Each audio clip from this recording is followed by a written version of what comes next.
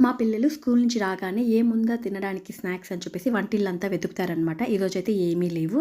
So, అలా అని చెప్పేసి నేను హాఫ్ గ్లాస్ రైస్ అన్నానికనేసి రెడీ చేసి పెట్టుకున్నాను. దీంతో ఎలా బోండాలు చేయాలో ఇప్పుడు చూసేద్దాము. ముందుగా దీన్ని 3 అవర్స్ నానబెట్టుకోవాలి రైస్‌ని. ఆ తర్వాత 2 పచ్చిమిర్చి కొంచెం ఆహ్, అల్లం వేసేసి ఇలా మంచిగా ఈ కన్సిస్టెన్సీకి వచ్చే వరకు మనం గ్రైండ్ చేసేసుకోవాలన్నమాట.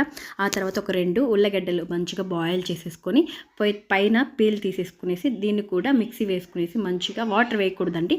సో ఈ కన్సిస్టెన్సీలోకి తీసుకోవాలి. ఇప్పుడు ఈ 2 ఒకే దాంట్లోకి మిక్స్ చేసేసుకొని కాస్తంత జీలకర్ర అలాగే తరిగిన కొత్తిమీర అలాగే ఒక చిన్న వీలైతే ఒక ఆనియన్ కూడా వేసేసుకోండి. సో ఇలా ఉండాలన్నమాట. బోండాలకి ఎలా కలుపుతాం ఆయిల్ మాత్రం బాగా హీట్ అయి ఉండాలి. లేదంటే ఒకదానికొకటి అంటుకుపోతాయన్నమాట. ఈ రైస్ బోండాలు అనేవి వేడి చల్లారిపోయినా కూడా కలకలలాడిపోతూ ఉంటాయన్నమాట. మీరు కూడా ఒకసారి ట్రై చేయండి. చిన్నపిల్లలైతే చాలా ఇష్టంగా తినేస్తారు. అలాగే మర్చిపోకుండా ఒక చిన్న లైక్ వేసుకోండి.